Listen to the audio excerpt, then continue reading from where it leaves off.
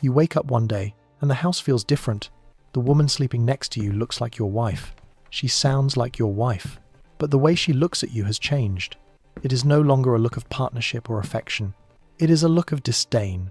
Or worse, it is a look of absolute indifference. You have spent the last 15 or 20 years building a life with this woman. You worked hard to provide a stable home. You raised children together. You weathered financial storms and family tragedies. You thought you had reached the safe harbor of your life. You thought that the hard part was over. But you are wrong. You are standing on top of a ticking time bomb. And for millions of men between the ages of 40 and 60, that bomb is about to detonate. We need to have a very difficult conversation today.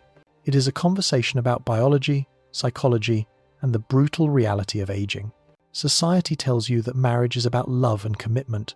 Movies tell you that if you are a good man, you get the happy ending. But reality operates on a different set of rules. Reality is governed by hormones, neurochemistry, and market dynamics. And right now, the market dynamics of your marriage are shifting beneath your feet in ways you do not understand.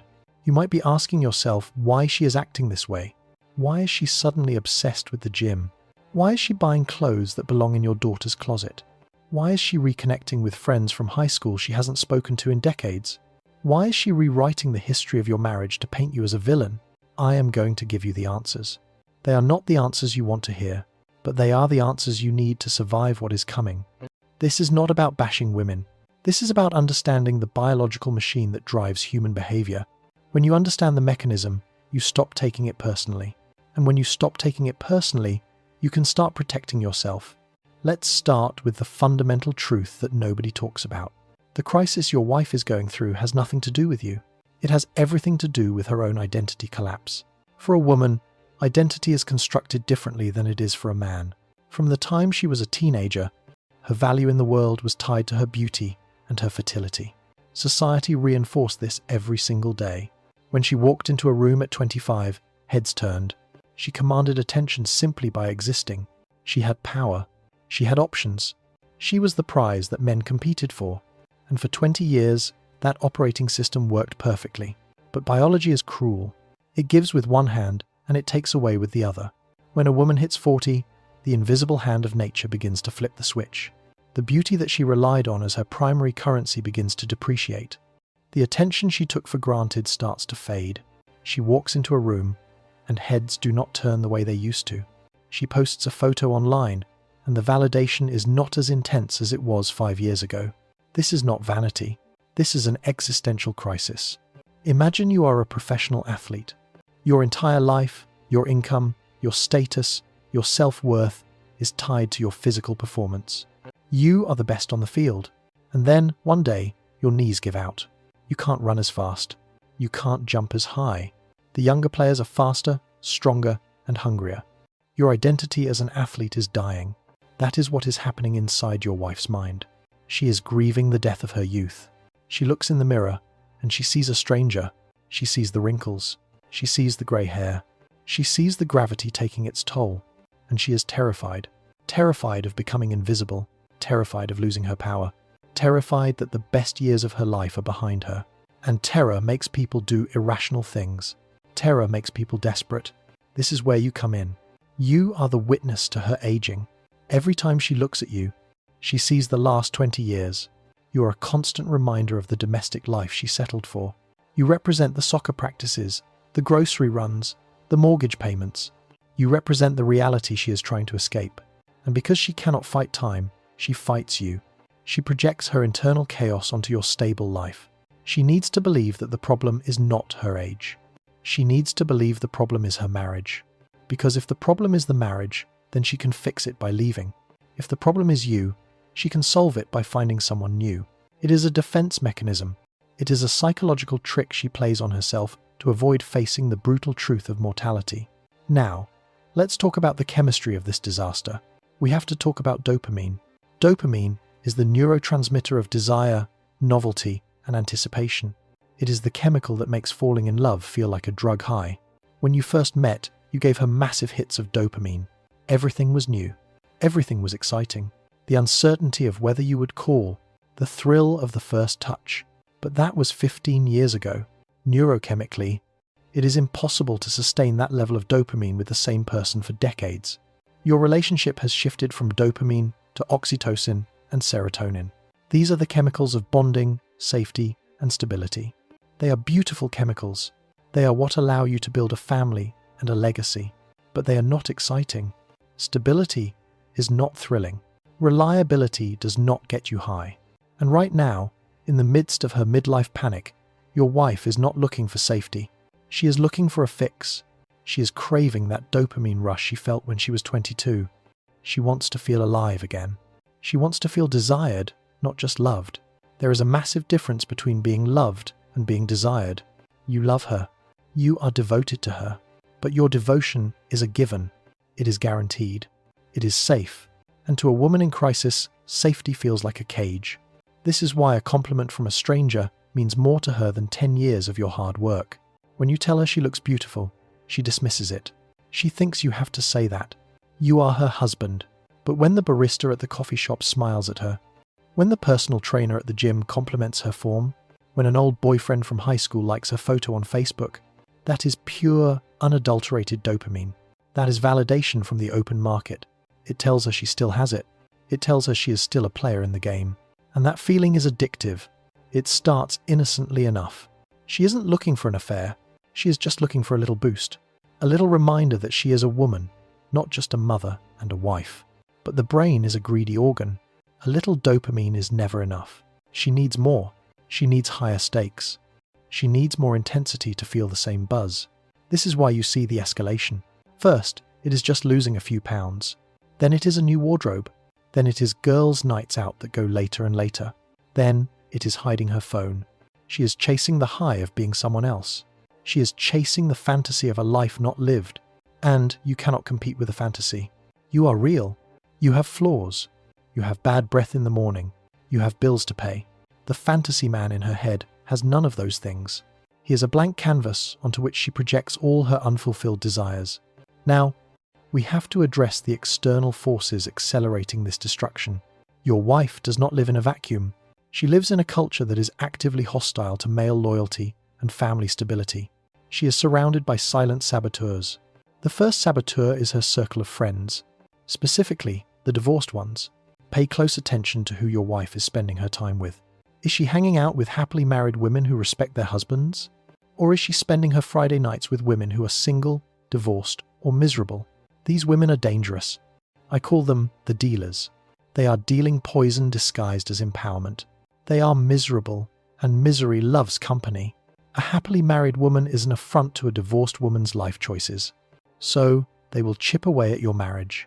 They will reframe your normal human flaws as toxic behavior. They will tell her she deserves better.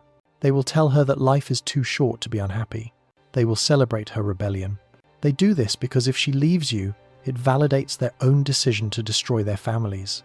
They need her to join their club so they don't feel alone in the wreckage. They will turn your stable, boring reliability into a crime. He doesn't understand you, they will say. He holds you back. You have grown apart. They act like a Greek chorus, chanting for the destruction of your home. The second saboteur is social media. The algorithm is not your friend. The algorithm is a therapist that only tells you what you want to hear. If she pauses for just a second on a video about finding yourself, the algorithm takes note. Suddenly, her feed is flooded with content about toxic masculinity, narcissism, and the glory of starting over. She sees influencers who look 40 but filter themselves to look 25. She sees curated highlight reels of other people's lives. She sees women traveling, partying, and living a second adolescence. She compares her behind-the-scenes reality with everyone else's stage performance. And she feels cheated. She feels like she is missing out on a great party that everyone else was invited to. The algorithm feeds her dissatisfaction. It validates her victimhood. It gives her a vocabulary to weaponize against you. Suddenly, you are not just a guy who forgot to take out the trash. You are a gaslighter. You are a narcissist. You are emotionally unavailable. She learns these terms from TikTok and Instagram, and she applies them to you to justify her detachment. She is being radicalized against her own family by a machine designed to keep her scrolling. And then there is the third saboteur, the you-go girl culture. Modern society has elevated female happiness above all other values. Duty, honor, loyalty, stability. These are seen as outdated concepts. The only thing that matters is living your truth. If she is not happy in every single moment, then something is wrong and she needs to change it. Nobody tells her that happiness is a fleeting emotion, not a permanent state of being. Nobody tells her that destroying a family for a temporary feeling is a tragedy, not a triumph. Instead, she is bombarded with messages that tell her she is a queen, that she should never settle, that she is entitled to everything she wants, exactly when she wants it. This cultural narrative creates a profound sense of entitlement. It erases the concept of sacrifice. Marriage requires sacrifice. Parenting requires sacrifice. Building a legacy requires sacrifice. But the modern narrative tells her that sacrifice is oppression. So when the excitement fades, she doesn't see it as a natural phase of a long-term relationship. She sees it as an injustice. And she feels justified in correcting that injustice by any means necessary, even if it means burning your life to the ground. You need to understand the mechanism of how she rewrites history. This is the part that hurts men the most. It is the part that drives you crazy, because it makes you question your own sanity. When a woman decides to leave, she cannot just say, "I am bored." She cannot say, "I want to sleep with other people." That would make her the bad guy. And in her internal narrative, she must remain the hero, or at the very least, the victim. So, she has to turn you into the villain. She has to rewrite the past. Remember those vacations where you laughed until your sides hurt? She will say she was faking it. Remember the years you worked overtime to buy the house she wanted? She will say you were a workaholic who neglected her. Remember how you supported her through her family issues? She will say you were controlling. She will take every ambiguous moment from the last 15 years and view it through a lens of darkness. This is called revisionist history. It is a psychological necessity for her. To justify the immense guilt of breaking up the family, the reason must be huge. It cannot be boredom. It must be abuse. It must be neglect. It must be incompatibility. She will convince herself of these lies until she actually believes them. She will look you in the eye and tell you things that never happened. And she will believe them with absolute conviction. Do not try to argue with logic. Do not bring out old love letters or photos to prove her wrong. You are fighting a feeling with facts, and in her world, feelings are the only facts that matter. The more you try to defend yourself, the more you validate her narrative that you are argumentative and controlling. You have to accept that the version of you in her head is a fictional character. She has created a monster to justify her escape. And the tragedy is, the kids are watching all of this. They are the collateral damage in her war against time. She will tell herself that the kids want her to be happy. Happy mom, happy home, right? Wrong. Kids do not care about their mom's self-actualization. They care about stability. They care about knowing that their parents are a unit. They care about their home not being torn apart. But in the throes of a midlife crisis, a mother's instinct to protect the nest is overridden by the woman's instinct to feed the ego. She will prioritize her need for validation over their need for security. And she will rationalize it by saying she is modeling bravery for them. Leaving a good man because you are bored is not brave. It is selfish. But you cannot say that to her. She is immune to that truth right now. So, what happens next? What is the aftermath of this explosion? Because there is always an aftermath. The fantasy she is chasing is not sustainable. The dopamine eventually runs out. The new guy, if there is one, is just a man. He has flaws too. Maybe he is exciting for 6 months. But eventually, he will leave the toilet seat up. Eventually, the novelty wears off. And she will be left alone in an apartment, 43 years old, sharing custody of her children, dating men who are looking for 25-year-olds. The dating market for women over 40 is brutal.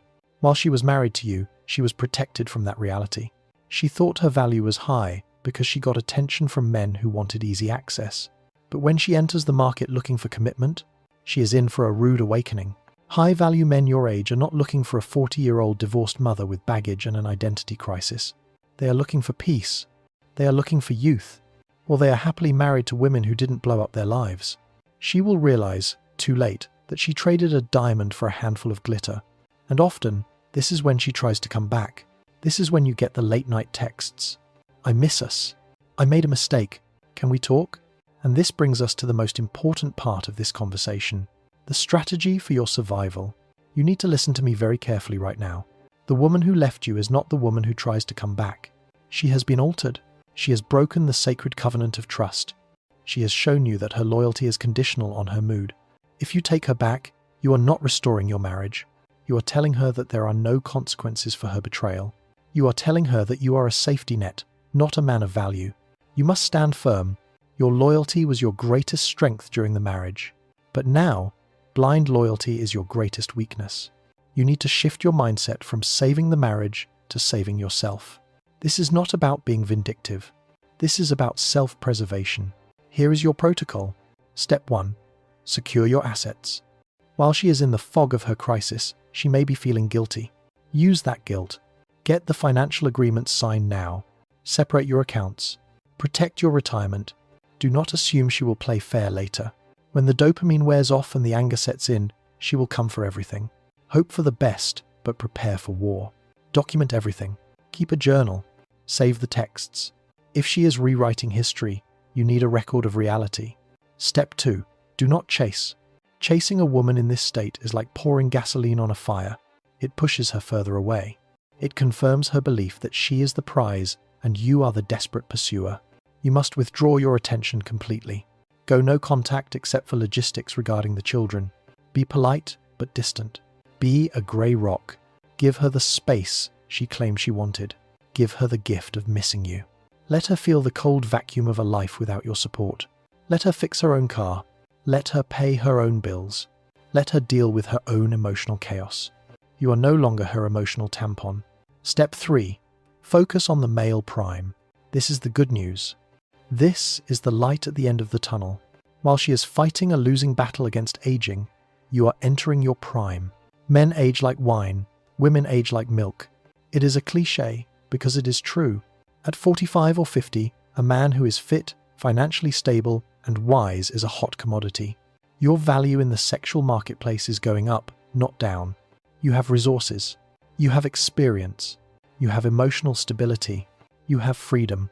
You need to pivot your focus entirely to yourself. Hit the gym, not to win her back, but to rebuild the machine that carries you through life. Update your wardrobe. Reconnect with your male friends. Pick up the hobbies you sacrificed for the sake of the family. Build a business. Travel. Become the best version of yourself. This is the ultimate revenge, but more importantly, it is the ultimate recovery. When she sees you thriving without her, it will shatter her narrative. She needs you to be miserable to justify her choice. If you are happy, strong, and successful, it proves that she was the problem. But do not do it for her. Do it for you. Do it for your children. They need to see a father who is strong, not a father who is broken. They need to see that a man can survive betrayal with his dignity intact. You are teaching them a lesson about resilience that no school can teach. Understand this. The pain you are feeling right now is real. It is a grief comparable to death, but it is also a forge. Fire burns away the impurities. It burns away the weakness. It burns away the dependency. What is left, if you let it happen, is pure steel. You will emerge from this harder, sharper, and clearer than you have ever been. You will realize that your happiness does not depend on a woman who couldn't handle the reality of life. Your happiness depends on your own mission, your own purpose, and your own self-respect. The woman you married is gone. Mourn her. Bury the memory of who she was, but do not let her ghost haunt your future. You have 20, 30, maybe 40 good years left. These can be the best years of your life. Years of freedom. Years of wisdom. Years where you call the shots. Do not waste them trying to understand the irrationality of a midlife crisis. You cannot logic someone out of a situation they didn't logic themselves into. Let her go. Let her chase the butterflies until she realizes they are just bugs. You have an empire to build. You have a life to live. Stand up, dust yourself off, and walk forward into your prime. The door is closed. Do not look back. There is nothing there for you anymore but history. And you, my friend, are the future. This is the reality. This is the truth. Accept it and be free.